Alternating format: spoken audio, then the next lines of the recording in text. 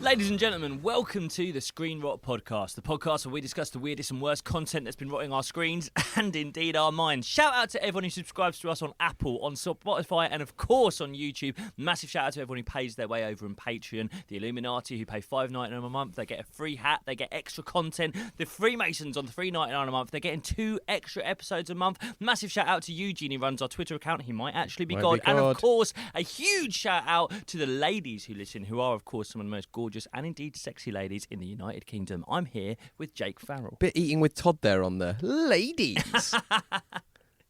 The most gorgeous and sexy ladies. So 2 things on Eating with Todd. First of all, I clipped up something from an Eating with Todd reel for our social media this week. Yeah. Which was the first time that I feel like Worm Industries might have a gun to his head, where Worm Industries might be like, keep reading what the AI tells you to read, Todd. He was eating a bowl of ramen. He was like, and he really hesitated before he said it. He was like, I wish I could just shrink myself and jump in the ramen for a bath. And then he goes, don't be silly, Todd. You're almost too fat for the bath already. So, I posted that on our Instagram page.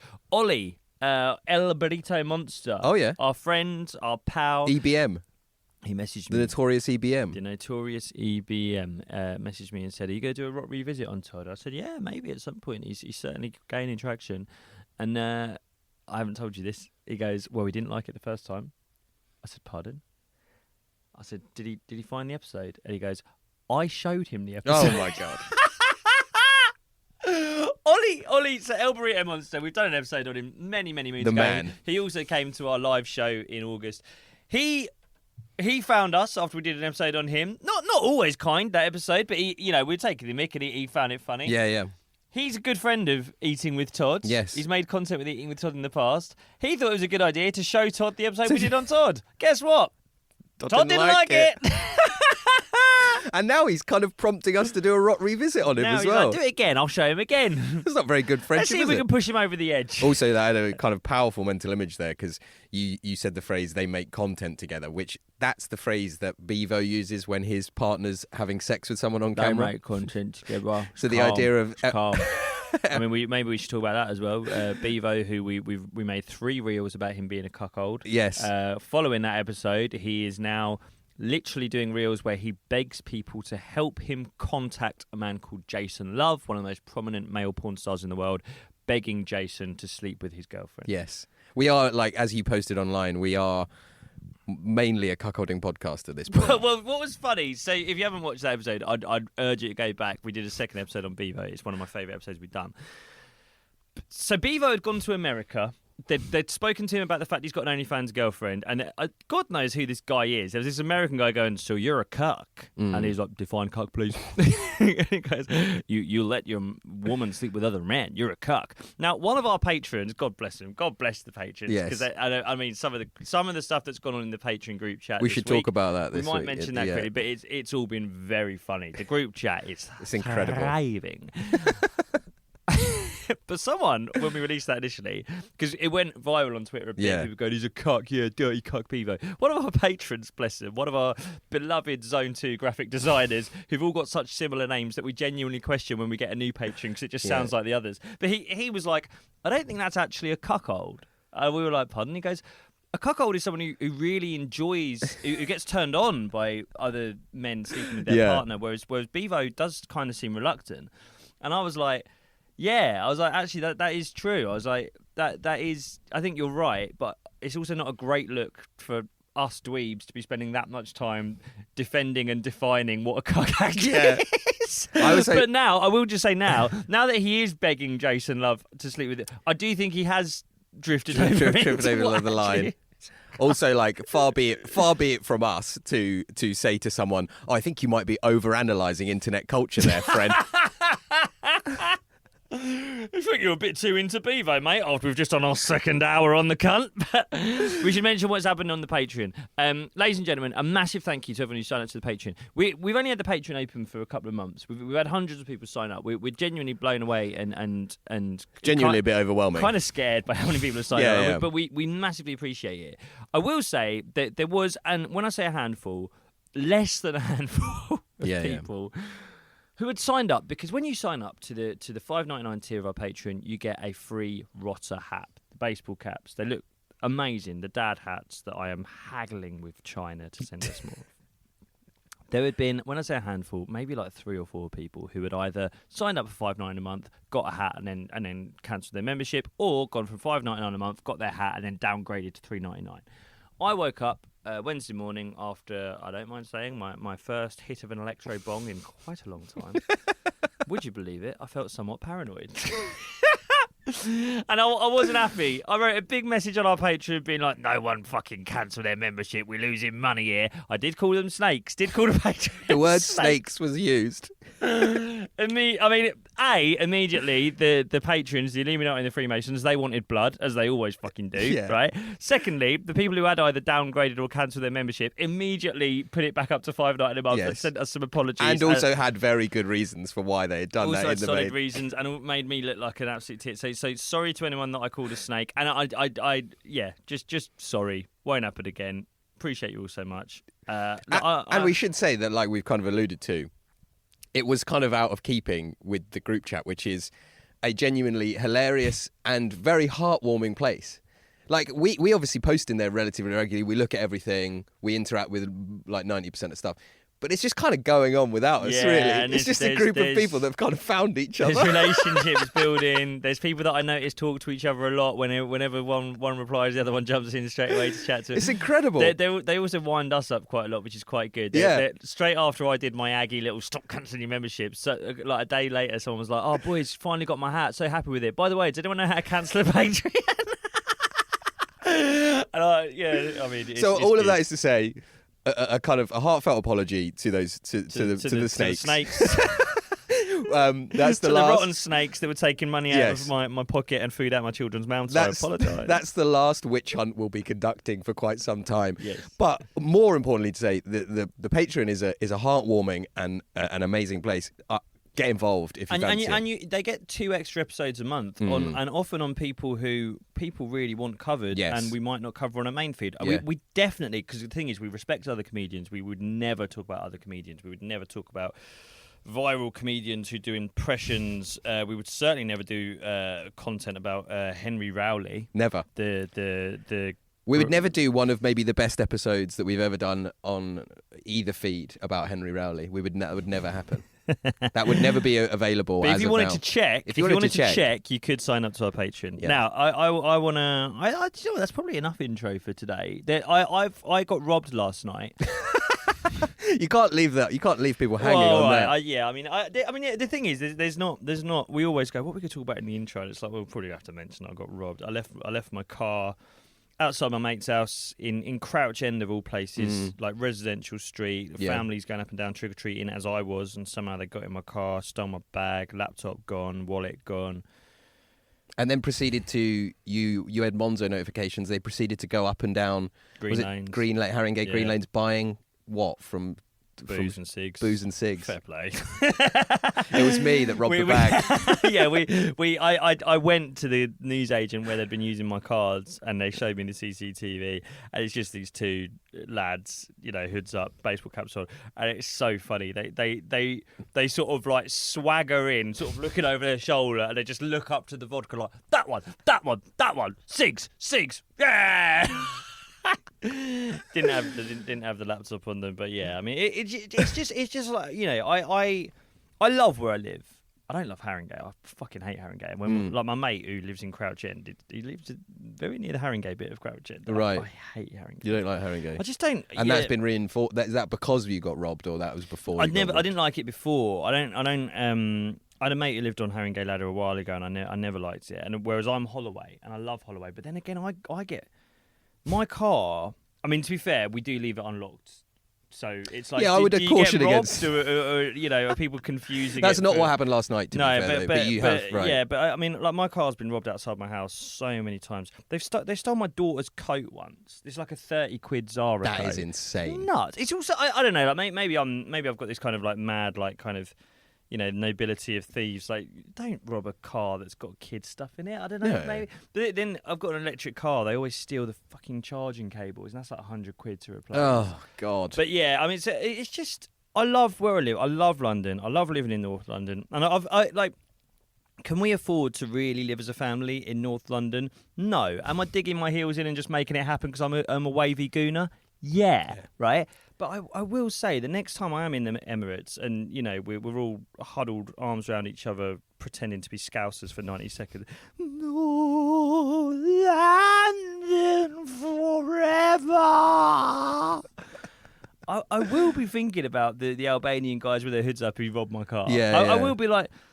Forever? Yeah. Does it North have London, to be forever? Until North another London for solution a bit is available. Until Also, Harlow's there's, more affordable. I was wondering, like last night when you're in kind of Haringey, and you get robbed, and these transactions start coming up on your Monzo. The kind of lads that might rob your car, like there is a 0% chance that the next transaction that comes through on your Monzo is them getting a haircut at the barbers that you own.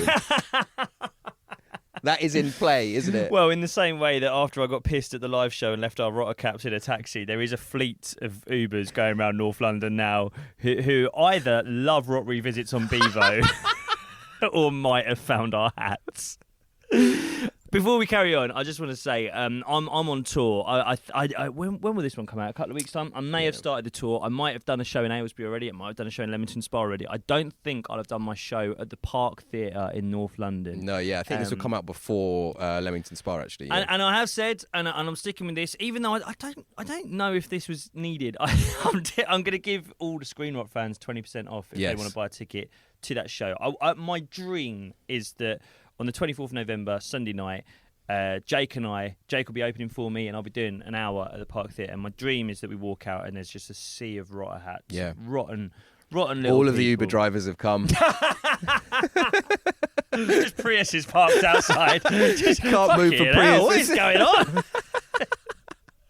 But yeah, so if anyone wants to come to that show, my website or my Instagram Linktree, go on the Park Theatre website and use Screen Rot, capital letters, to get 20% off your tickets. Finally, I will also say, and because people have been doing this, patrons have been doing this, you can also get a discount at Dense, Dense. People think this is a joke sometimes, genuinely not a joke. If you want to hold on to your hairline, I mean, my hair looks awful at the moment.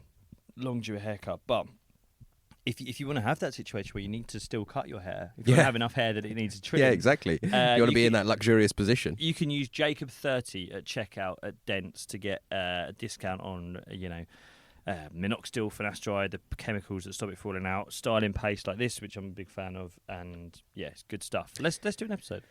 Yeah, this week is a very highly requested subject, one I'm looking forward to a lot. I've got a lot of thoughts about this guy and about the world that he's in. This week we're talking about Jake Humphrey.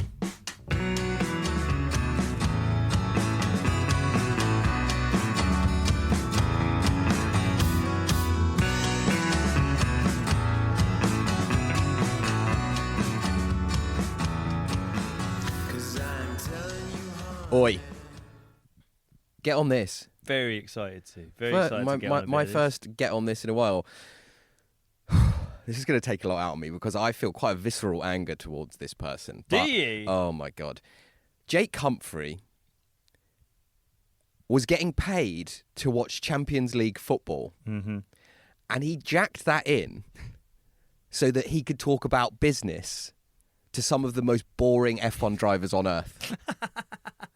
It is the most inexplicable career decision. He is the most boring and partridge-like man, and he represents such a specific, like, this. If you don't know, Jake Humphrey's the sports presenter, previous sports presenter, now does the High Performance podcast, which is a kind of diary of a CEO mixed with a bit of like mental health, get people on to cry about their lives kind of thing. Yeah, it's the same as Diary of a CEO, isn't it? It's kind of like business advice, quote unquote, except it's not. It's like mild therapy, ego stroking of people who would like to have a cry. Yes, exactly. And it's like the kind of school of business thought where it's like the most important thing is like how many vitamins you take, and like they're always using the word culture. They're always talking the word about culture setting, all of this. And it's just like such a strain of self-improvement nonsense and like people saying really banal and uninteresting stuff, but saying it with such conviction that it's like, wow, what a pearl of wisdom. And I can't handle it. And it would be bad enough, but he quit watching football for money to do that. The job that everyone wants. Can I? And I'm not trying to trip you up here, and I'm sure you know.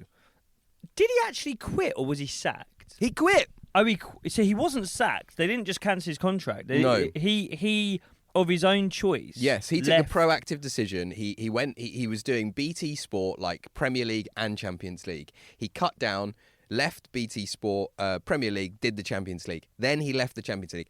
I think there was probably some questions about, like, he was very highly paid, I'd imagine, and there was maybe like, do we want to renew his contract? He wasn't sacked, as far as I'm aware. They still wanted him to do it. Was he always a football guy? He's always been a general kind of bits and pieces guy. Yeah. Dan Walker vibes. Right, so you've gone Dan Walker vibes. The other one I was going to do was Dave Jones. Yes. This is the mad thing, yeah? That I don't want to criticise them too much because it is hard. Yes. Right? Just talking, rent-a-gob, it is difficult. Someone in your ear. Yeah. Doing auto cue. Yeah. Well, but this is the thing, right? So, but these are anchors. Mm-hmm. He was an anchor when he was doing BT Sport. In the same way that Dave Jones is an anchor, Dan Walker's often the anchor. Right. I do, and that is definitely harder than, like, we spoke about Porky Parry when we had Kearns on. Yes. Right. And he's not an anchor. No. He's a loose cannon. I mean, he weighs people down, but he's not an anchor in that sense. Psychologically, he's a weight on society. He's a weight on my mind. He's an emotional weight on the unemployed class of the UK who watch Channel 5 at 11 in the morning. Sure. He's weighing living them down. rent-free in Navarra Media's heads. Yeah, right, okay. Hasn't paid a penny in rent. Ash Sarkar cannot get Mike Parry out of her head. Ironically, the spokesperson of the rent generation should be charging Mike, the fucking landowner, a bit of coin, actually. But no, but this is the what I was trying to say, Jake Humphrey, is like to sort of switch over to Sky, Monday Night Football. Yeah, when Carragher flits off and does something else or does his own thing, the overlap, or Neville does the overlap, you go, well, yeah, I'm going to follow the talent. Right. I'm going to follow the voice. Yes. I wouldn't follow the anchor. No. Do you know what I mean? 100%. And these are nothing men. Exactly. And I'm so, like, when did this happen? When did it become that the people that are like presenters on the telly, these are just, like you say, people that can read the auto cue and still talk when someone's talking in their ear. No one was asking Des Lynam whether he had a cold bath when he woke up. Do you know what I mean? But then I again,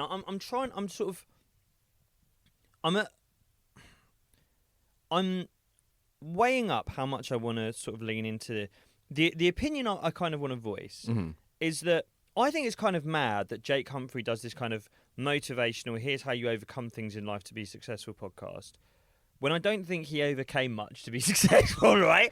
I think he's of an era where relatively good-looking chap, speaks well, can read an auto cue, have a role on TV. I think that was the 90s. Yes. I think, you know, like, you could just do T4. They let anyone do it. If you're good looking enough. There was that Welsh guy who did T4 for a while. Do you remember him? There's loads of them. There's and unfair fuck, they were good. Yeah. But also, it was easy. Yes. Whereas now, it's hard now. Do you know what I mean? There's a girl called ZZ Mills. I don't know if you know who she is. No, I don't know who she is. She's like black girl who sort of really worked her way up in broadcasting, does her own shows now. Like she did like quite a viral interview with Wiley a couple of years ago. But like it would make sense for her. Yes. And I'm not really a fan of ZZ Mills. Right. But it would make sense for her to do a podcast about how to get successful, how to overcome things. You're a black woman in 2024 who worked fucking hard in a new media space of social media that no one knew what to do with. You navigated things, and you've built a career. You've built a really successful career when many people who would have wanted to do that would have struggled to do it. As I say, I don't even really like ZZ Mills, but she would have things to say about how to build yourself in that industry. He was of an era, like, I don't know who Dave Jones is. Do you know? Like Dua Lipa. I don't know who she is. If she walked in right now, I wouldn't know. But what I mean is, with Dave Jones, like, if you don't know who I'm talking about, Dave, you will know who I'm talking about with Dave Jones. Yeah. He's just the guy. He's the guy that stands next to Neville and Carragher and asks them questions. I don't know. They swap those guys out every 2 years. It doesn't matter who that guy is. It's like a kid's hamster.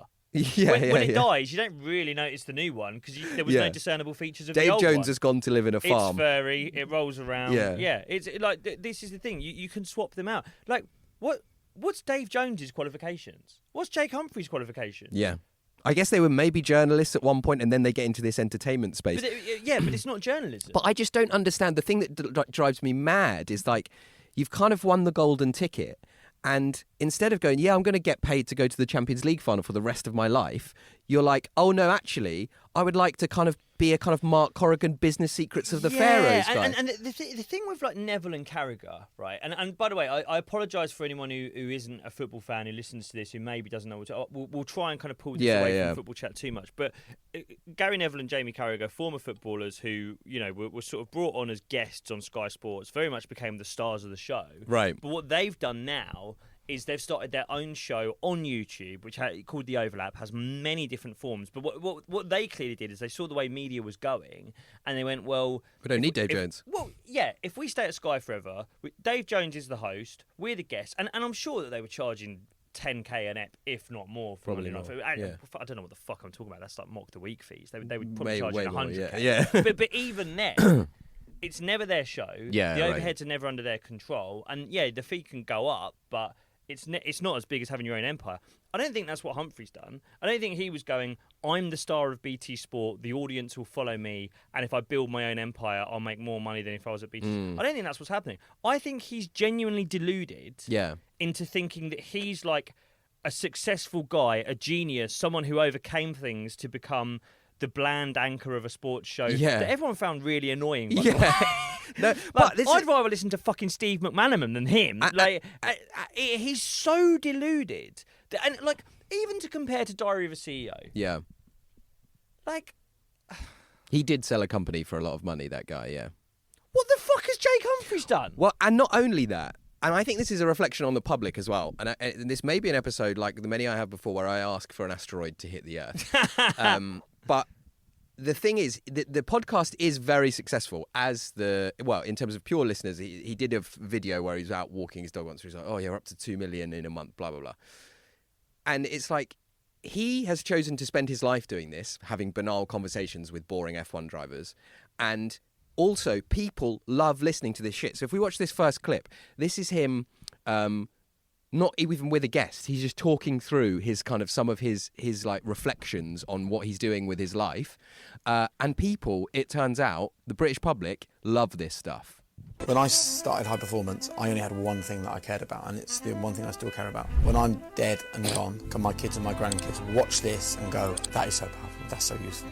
Honestly, that's all I care about. Do I want my grandkids to hear me say that? Do I want my grandkids to hear what this person has to say? Do I want my grandkids to listen to this wisdom and this advice? And if the answer is yes, then it makes it onto High Performance. And also I think then it makes decision making easy. I think the biggest thing that holds people back is not knowing which decision to take. When you've got a North Star, when you've got a why, when you've got a clear, defined reason for doing what you're doing, well, every decision you just say, well, does it get me closer to that? It's like, it simplifies everything.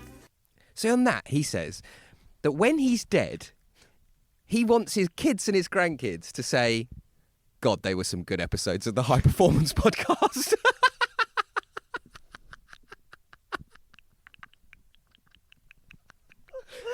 God, I got so much wisdom from Lando Norris. When Dad interviewed Lewis Hamilton about the difficulties of growing up in Stevenage to become an F1 driver.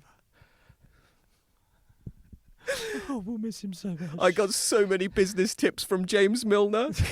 It's just insane. Like, what is he talking about? Interview Kieran Trippier one more time. Yeah, and so that's the other thing there. He says, it's like the only thing I care about was their wisdom, was their high performance. The first person that flashes up is Gaza.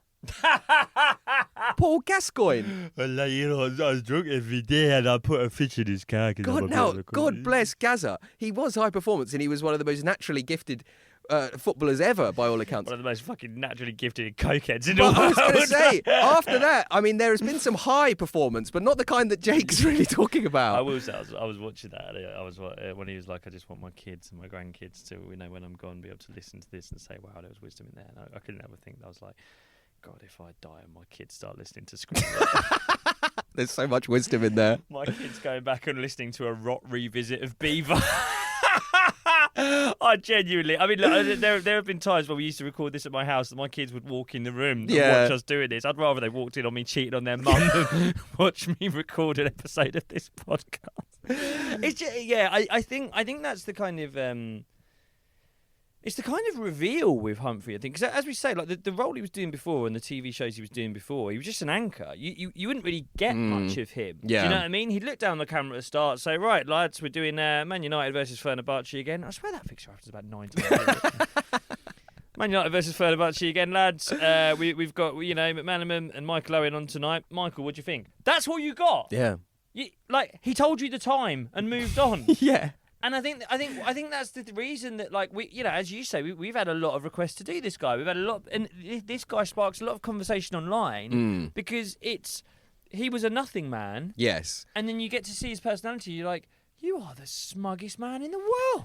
You think your conversations with like sports stars about high performance are worthy of listening to when you're dead. I mean, when the way he said, when I'm dead, like, so it's so good. What I also find hilarious is like the conceit of the Diary of the CEO podcast, in a way, which I think is bollocks. It's just an entertainment show, but it's fine.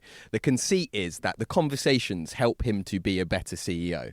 Yes. Now, if Dan Walker has quit being a TV presenter, what are the conversations in service of? Him getting better at doing more podcasts about high performance. Like, where does the high performance advice go? Oh, well, Jake Humphrey. Sorry, Jake Humphrey. Yeah. Well, I get. Yeah, I mean, are these conversations to help him build his podcast? Do you know what I mean? Start sending them hats. Jake. Call them snakes. And they'll never tell you their addresses. And if they do, they'll be wrong. Well, like, this is the other thing, right? So we'll come to I know what you mean, though.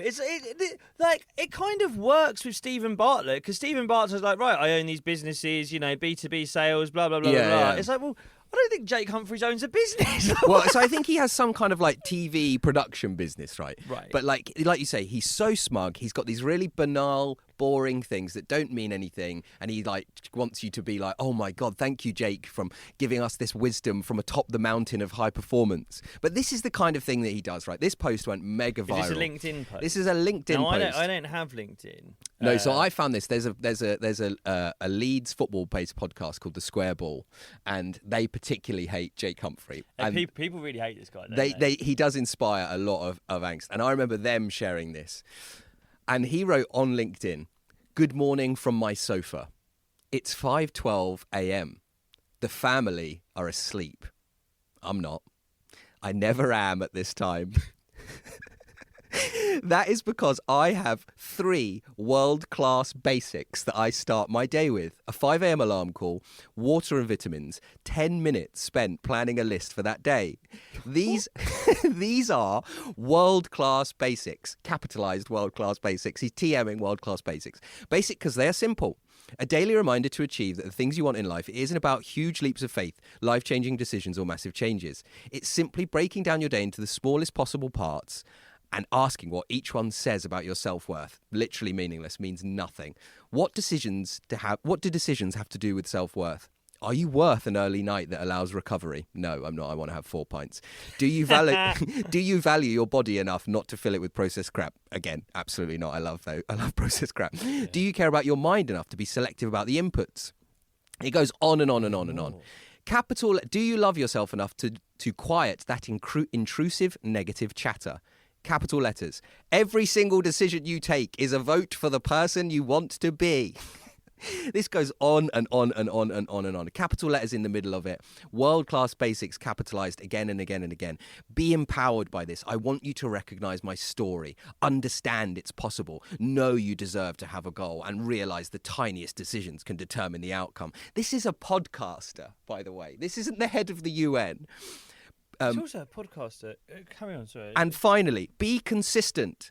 It is the golden bullet here. Great things take time. That's why achieving them feels so good. I'd love you to share this with anyone that you feel needs to hear it. Now, imagine if I'd sent you that. Morning, Jacob. Just wondering if you wanted to take on this program of world-class basics. Yeah, sure. What does the program entail, Jake? Just wake up early. Yeah. That's it. That's step one. What's step two? Make a little list. So, and what are you consuming while doing that? Vitamins. And? Water. Right. So your world-changing, world-class basics TM, trademark on world-class basics, the program you've designed is to get up early, drink water, and make a to-do list. Exactly. Yeah? I think I'm there, brother. I think I might do that already. What the fuck is he talking about? World-class basic. Like, the thing is, when you, like, every now and then you watch these, like, business... And they are doing mad shit. Do you know what I mean? Every now and then they are doing something nuts. They run to the top of the mountain. They meditate for an hour. They come back down. You know, they don't look at their phone until fucking 12 in the afternoon. There's a whole thing of Simon Cowell turns his phone off at 5 o'clock on a Friday, doesn't turn it back. Like... Everyone does this. Yeah, it's just waking up basically an hour earlier than everyone else wakes up. Makes a to-do list and drinks water. Like drinks water and vitamins. Yeah. Okay, mate. And actually, he's not waking up earlier than most parents wake up. No. I was actually about to say, I've got a 4-year-old daughter who literally does this. My 4-year-old daughter literally does. She's doing world-class basics. She wakes up at 5 a.m. Excellent. Fuck yeah, she drinks water straight away. Lovely. She's always thirsty. She wants one of those chewy, sweet fucking vitamins. Things. Loves that, and she does make to-do lists. There we go. She will sit there with me. We've got like a kind of like a whiteboard. Yeah.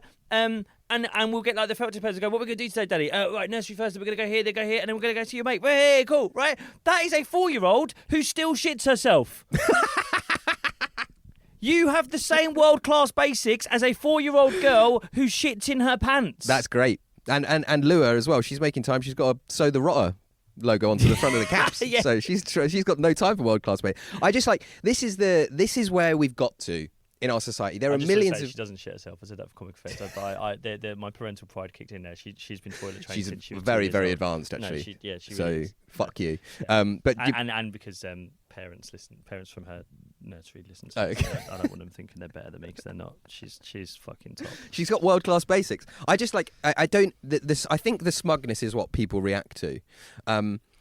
The kind of the feeling of being told something that's actually not that interesting or like in kind of relevant and being told it like it's amazing is particularly, I think, galling to the average person. It's all branded. That's what I don't like. Is everything has to be part of like a brand. It's like the most simple morning routine has to be a world-class basic. Yes. What are you talking about? Like everything becomes a product. Do you know what I mean? I always remember Stephen Bartlett do these things of like, how do you start the day? It's like, I don't know. It changes. Depends what I'm doing. Like I don't. I think I react so strongly to it as well because I'm almost certain that it was like very similar. When I worked at Pizza Hut, we would get these like training courses and it would be like, how are you going to deliver world-class basics for the Pizza Hut restaurant group? And you'd have to watch a little video and stuff like that. It's so commercialised. It's like he's watched one of those videos and been like, this is sick. Yeah. I need to write about this on LinkedIn. It kind of reminds me of like when you do those kind of jobs like bar or shops or retail or whatever it is, there's always like a kind of like checklist of what to do at the start. And it's almost like I feel like what the High Performance podcast and the Stephen Bartlett ones, what they're trying to encourage you to do is like employ yourself and treat yourself like a low-paid employee.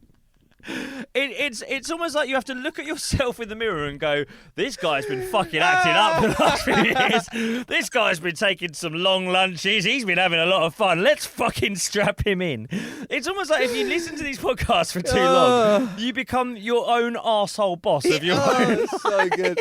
He's putting himself on a performance improvement plan. Yeah, exactly. It's like, you know when you were doing a job for a while, and the job's fine, you're doing everything you need to do, but yeah, you go for a long lunch every now and then. You finish early on a Friday. It's a good job. And then you get this fucking stick up the arse, arsehole boss come along, and it's like, oh, hey, Jacob, buddy, have you done your world-class basics today? It's like the sort of like last job I had before like going full-time in comedy, I worked at my old university, like just sort of doing like admin and kind of student support stuff. And the university, I mean, this is so like business secret affairs. The university employed this team. They were called the Business Enhancement Team. Nice. And they would go round, and they were like the fucking Grim Reaper. It was Amazing. like you know, it'd be like, oh, I think our department are gonna get the Business Enhancement Team. Yeah. And what it was like, I remember at the time like being like, because the Business Enhancement Team, they were like people who'd done like kind of MBEs in business and stuff like that. And you know, they had this program called the Lean program. Nice. And you know, it's so... It's always an acronym. Oh, always an acronym. And I can't remember what it all stood for, like lean, and then E was economic. And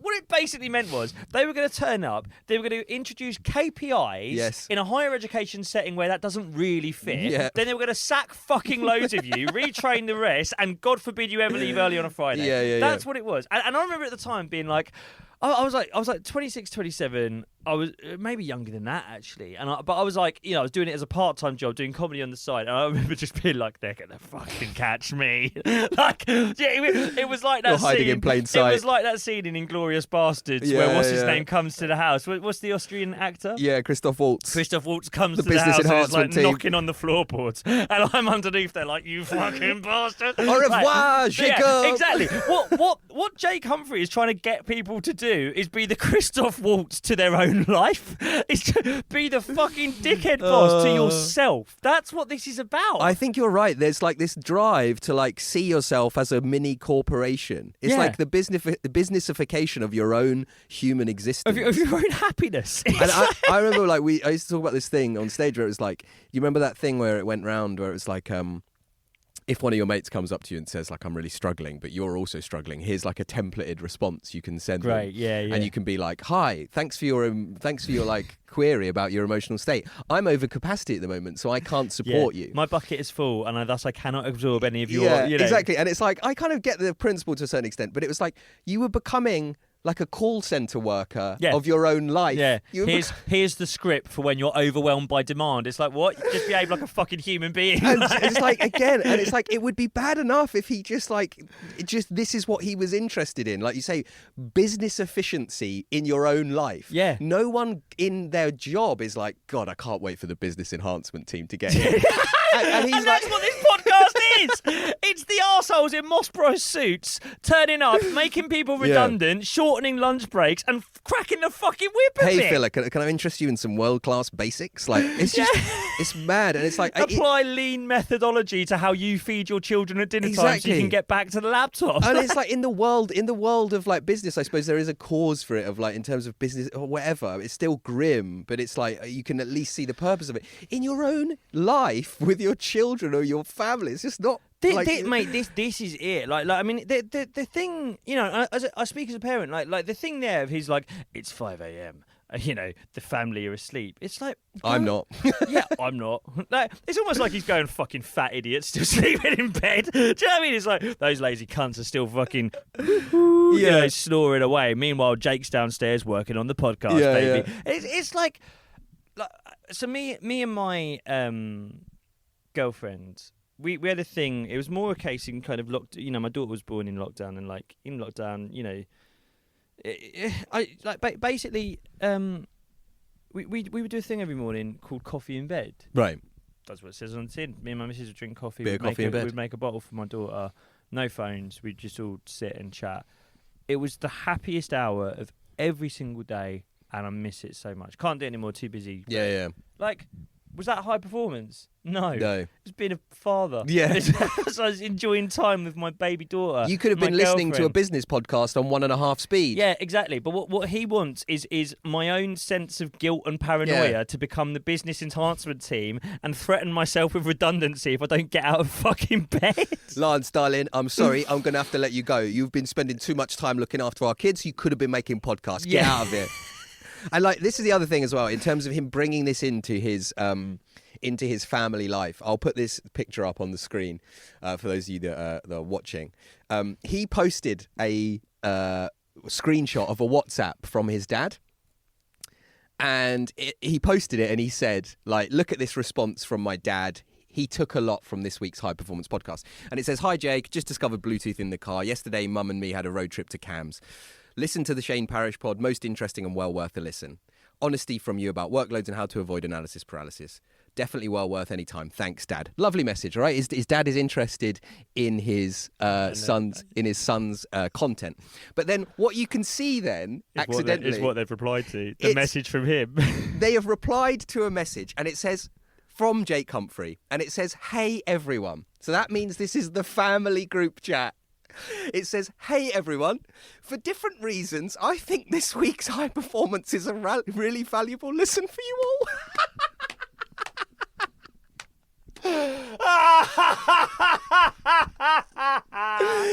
So that means he's gone in the family group chat and he's gone, listen, you lazy fucking retired cunts. Sat around. Dad, you need to avoid analysis paralysis. You need to listen to this week's high performance. There was one bit of the dad's response to him that you missed. Man. His dad said, the things you said on analysis paralysis and workload, all noted. You stupid old cunt. Thanks, boss. Yes, Jake. All noted. Thank you. We won't make that mistake again. Sorry. Won't walk the dog too many times again. We won't sleep it. Do you know what though?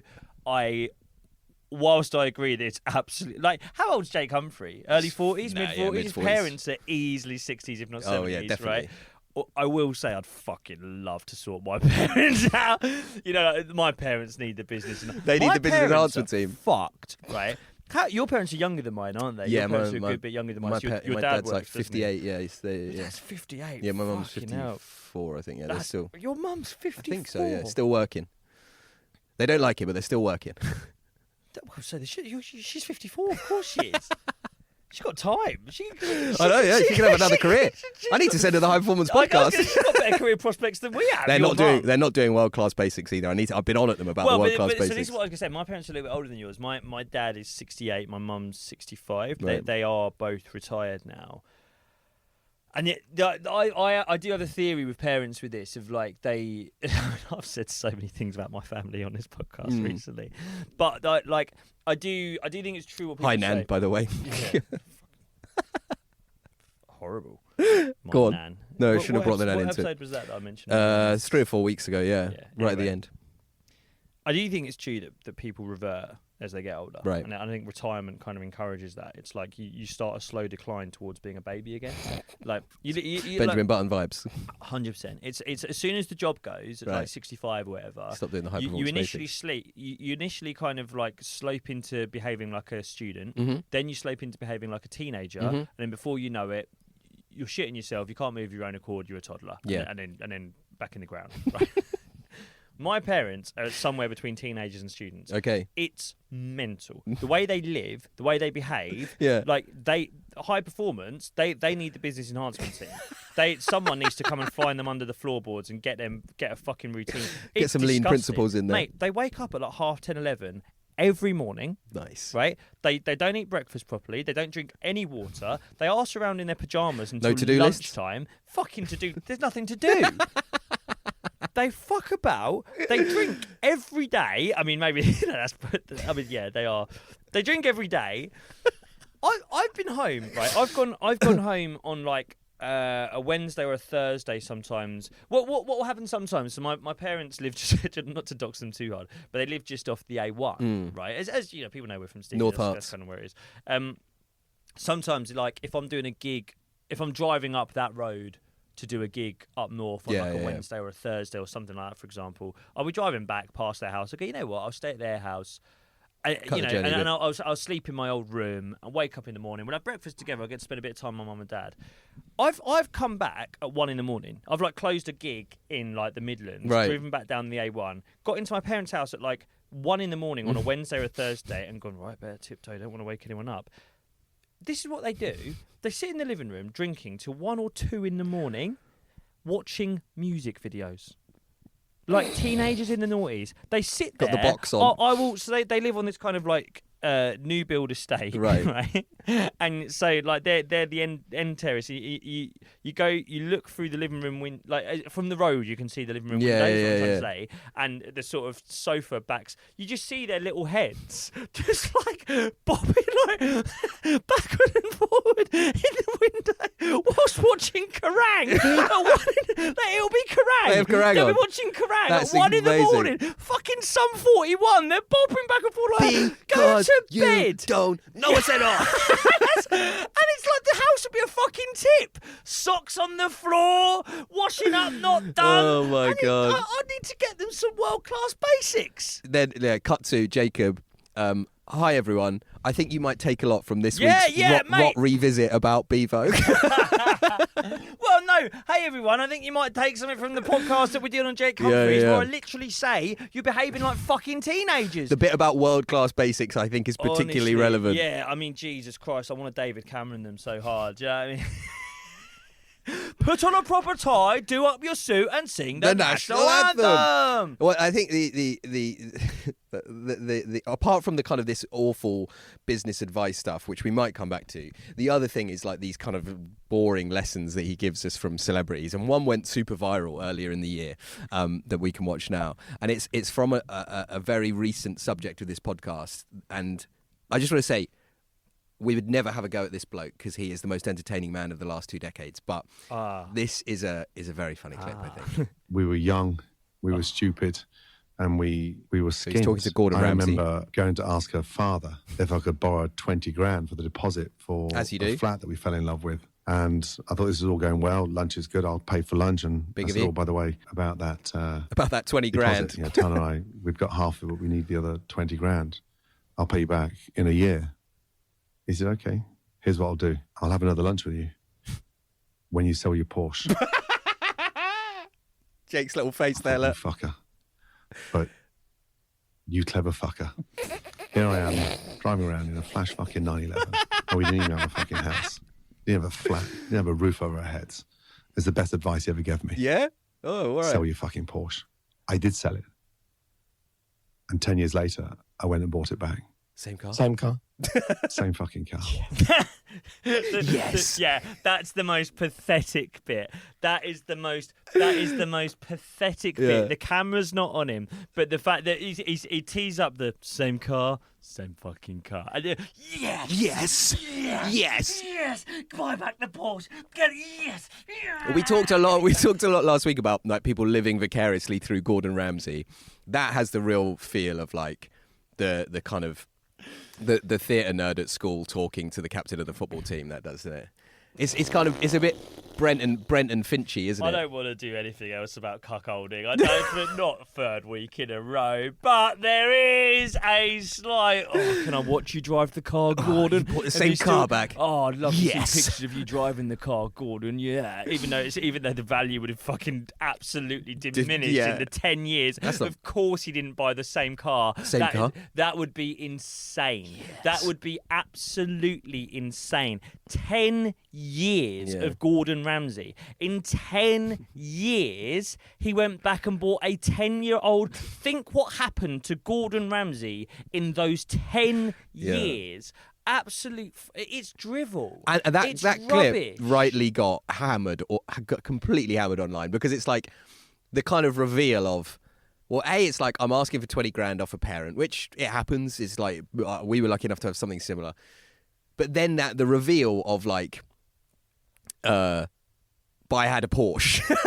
and he was like, you clever fucker. Like, that's fucking hilarious. I mean, the clever fucker is crazy. It's because it's like, it's not clever. No, it's obvious. It's not a trick. Do you know what I mean? Yeah. He hasn't like pulled a trick on you. It's not like a sort of switcheroo kind of, ha ha, you got me. It's like, hey, idiot, stop trying to buy 20 grand whilst driving a car that's worth 50.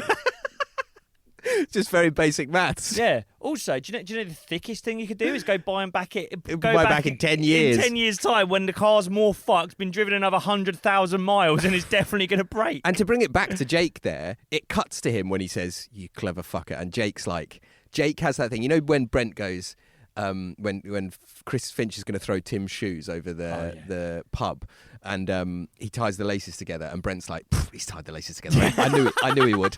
He goes, I knew he would. It's like that. It's like he sold the Porsche. I knew he would.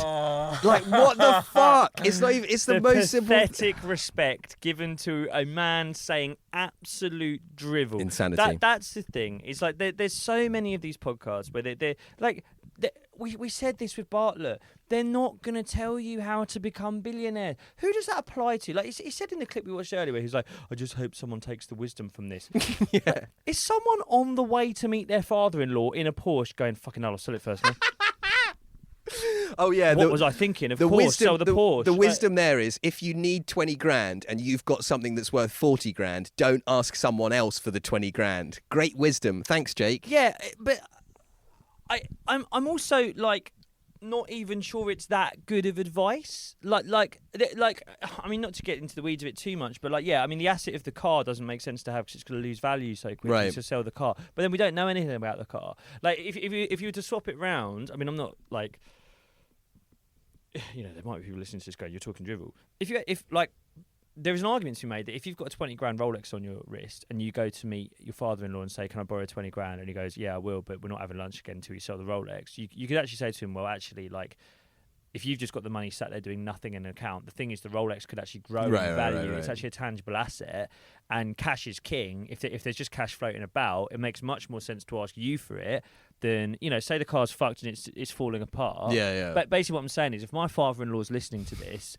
I do still need 5 grand for the wedding in a couple of years' time, and no, I won't sell all my Stone Island. They are assets. They are business assets.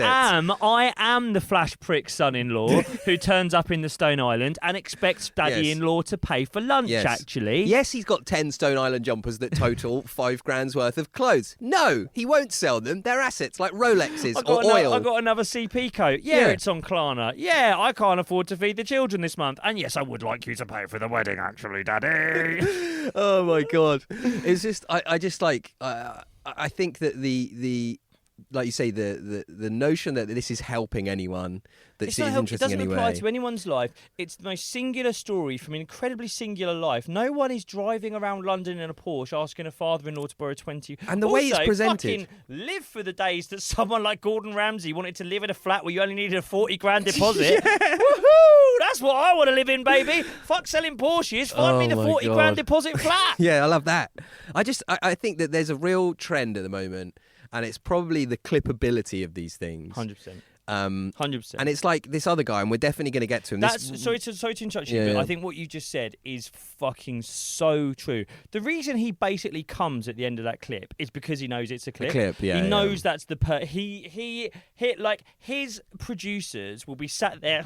Yeah. We're gonna go viral this week, boys. And ultimately, it's like, it doesn't need to be wisdom, because all it needs to be is like engaging enough that you're going to stay on the clip. Yes. And then when you scroll away from the clip, having watched all of it, you don't stop and think, actually, people rinsed this one online, but oftentimes you just scroll away from it and you go, like the other guy, and we're going to get to him one day, I really want to get to him, is this Rory Sutherland guy. Yeah, I know, yeah. Who's this advertising guy, and you probably know him. He's got like, he's a very posh guy. He's quite a big guy. He wears like blazers and braces and stuff.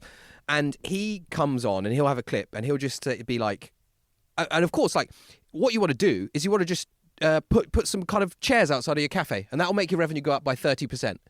And he just says it with complete conviction, and then you scroll past it, and like 10 seconds later, you'll be like, what a load of fucking shit that was. What a load of rubbish. But so long as you can get to the scroll past first. You don't have to worry about it. As long as you can, okay. Just say it with enough authority, say it in a posh enough voice, and you'll be absolutely fine. Yeah. It's that is the world that we're living in. I think maybe we'll end on this next clip, but Jake is not just someone who is a high performance person, not just someone who's a business tycoon, but he is going on other podcasts now to talk about his business. And now what I want to say is he talks in this business about promoting diversity within the TV industry. I don't think anything that he says, I actually think most of the stuff he says in this is quite laudable, and it's encouraging that he's thinking about it intentionally. So we're not laughing at that. We're not saying that what he's suggesting is bad.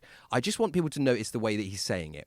And what I'll tell you for those people that are listening is that he's talking to a woman when this is happening, and you need me to tell you that for a very clear reason, which you'll see when we play the clip.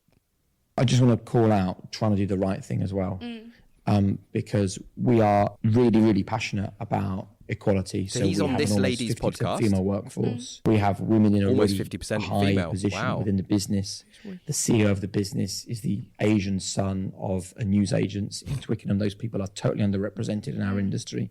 When we produced the Paralympics, it was important for us to make sure that the workforce behind the camera were disabled. Traditionally, it's just been the people in front of the camera, which to us felt kind of disingenuous. We run lots of scholarships with local universities and local colleges and the local area where we're based in West London to bring people into the business who don't normally get a chance in television.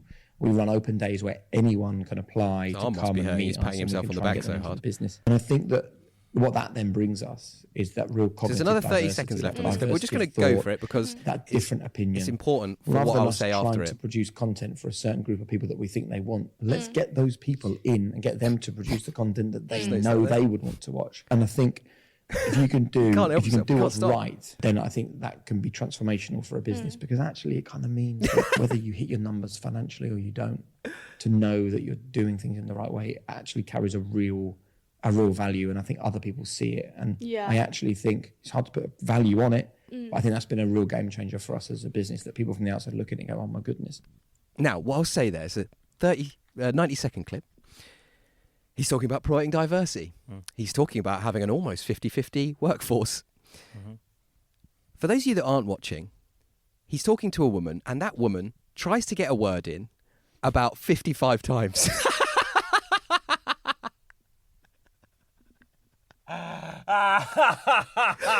He will not let her speak. And when we made the Paralympics, we had people behind the camera who'd say, and can I, no,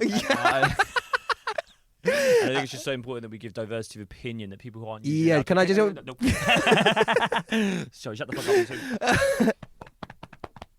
up. That's us patting ourselves on the back. What I like to do is I really like to make sure that women are represented. Shut up! Shush, shush, shush! Shut up! Shut up! So many people who don't usually get a chance to speak on Shut up! Because that's so important to us. And I think if people feel from the outside that you're doing the right thing, that just means more than numbers.